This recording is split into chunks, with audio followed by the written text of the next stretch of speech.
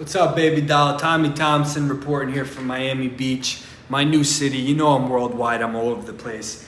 I want to take this opportunity, since we just had the Instagram Whore World Championships out in the Coachella Desert, California, to give back to the whore community. It's no surprise that in the most religious weekend of the entire world, where all three major religions had their holiest days, the Satan worshippers in the desert in Coachella, which was a lot of B-list pop stars and about 150,000 Instagram whores who were sixes in high school and got fake faces and new names and now have 200,000 followers from India and the Midwest, and they sell shirts and skirts for about $9.99 a piece and have sex with people for money. The Southern California desert is Sodom and Gomorrah, if not hell itself. Scorched earth, dirty, fucking dusty desert. I wouldn't let my feet touch that place. But the whores were out in full effect, and it occurred to me that there are so many whores in major cities around the world selling themselves on Instagram and on sugar daddy websites that didn't make it to the championship this year. And I wanted to give a little bit of insight and information to them so that they can do better next year and get themselves to the desert with the heathens to shake their ass to songs that were cool 8 years ago. The whores of the world are playing the short game when they should be playing a longer game. And they are not valuing themselves and the market particularly well. And it is causing an inefficiency for themselves and for their pockets. You see, if you are dealing with a 80 or 90-year-old Saudi or Indian billionaire, and it is completely obvious that they are leading with money and they are buying you for sex, you should demand the penthouse suites and the top tier dinners and drinks and gifts and Birkin bags and all the whore trimmings that you desire. But if you are meeting a younger gentleman, let's say someone in their 30s or 40s that happens to have either a trust fund or be a newly minted Web3 crypto millionaire, and you realize that this is somebody that you may actually want to have some kind of a friendship and relationship with going forward so that you can be invited out on yacht trips, etc. for weeks or months or years to come. You don't go in heavy with the take me to the best restaurant in town and I want to be in the penthouse suite and I want the gift and yada, yada, yada. And spending the money hand over fist as if it's yours, like the fucking parasite that we all know that you are. Hiding your intentions just ever so slightly and seeming like you might be a nice girl from the lower class that's trying to move her way up in the world could pay dividends. Don't bat your eye at wiping the counter down in the condo of the gentleman that you're visiting, maybe cooking something if you have that ability, giving a back rub, saying, we don't have to go out for the $1,000 brunch.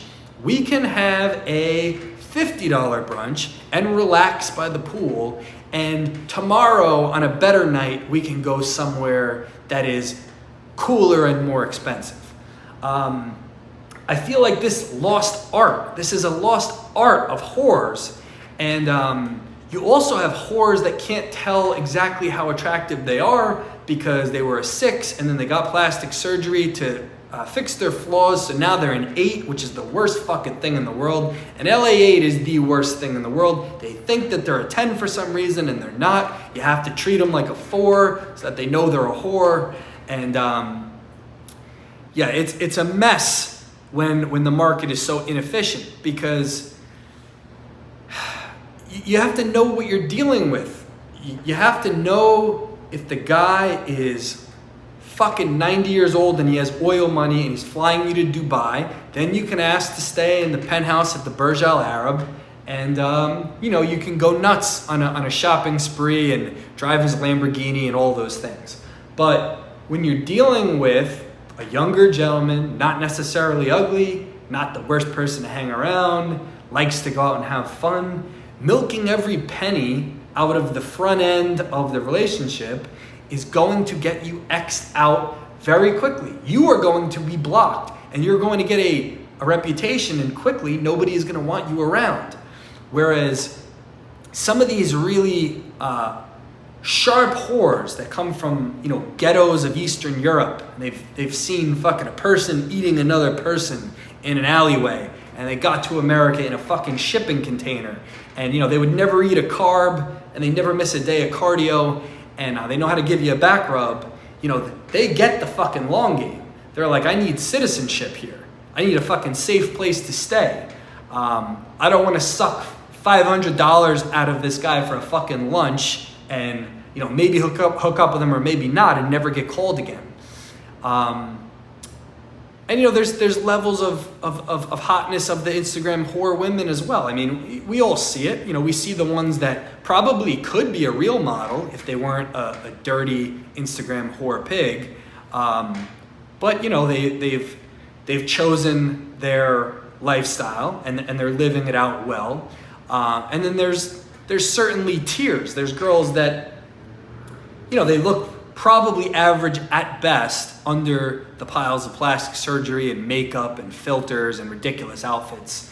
And there's just someone has to teach these fucking whores what's going on. There is an issue I see as well with aging whores. There are so many Instagram whores that are 30 and above, and they maybe just got a higher level of plastic surgery done, so they're thinking, I am now getting better. I am now hotter than I was before. My whore value is up from where it was 5 or 6 years ago. But I'm here to tell you that that's not the case. You are being replaced in value by the young Instagram whores in their early 20s that are coming up behind you. And even though somebody flew you on a jet when you were 24 and let you float on a yacht and let you drive a Ferrari, you think that you are getting better as a whore, so that you should still be getting that type of treatment. But the truth is that's just not the way that it works. So you're actually going to be demoted to less high quality whore treatment as you age, despite the plastic surgery increases that you've gotten. And your competition, your new whore competition, is coming up behind you, and they're taking the private jets and the yachts, etc. Once they get out of total idiot mode, because there is a few years in early whoring that girls are so fucking clueless that people won't even deal with them regardless of how attractive they are. But that early to mid 20s whoring, that is the pinnacle. That is the top tier of your whore days, and it is going downhill from there. So you got to know if you're an aging whore. You got to know if you're a mediocre whore. You got to know if your John is a very old, very Middle Eastern, very wealthy guy that's going to lead with money and give you pretty much anything you want. And you got to know if it's more of a regular gentleman with some extra money who you may want to hang close to. So I don't know if there's any other specific things I wanted to go over here today in this whoring 101 conversation. I guess I want to say congratulations to the top tier whores of the planet that were all on full display in Coachella this past weekend, while all the decent people were at churches and synagogues and mosques and spending time with their families, having wholesome meals and real love, and children were around and dogs, and just congratulations on achieving full-blown heathen devil worship whore status in the Coachella desert with the B-list pop stars and the old men that you are going to have to suck and fuck for the next couple weeks because they paid your trip.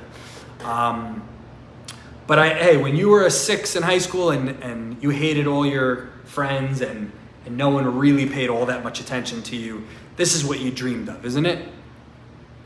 So, when you look at it that way, you are a champion, in this life and definitely not the next.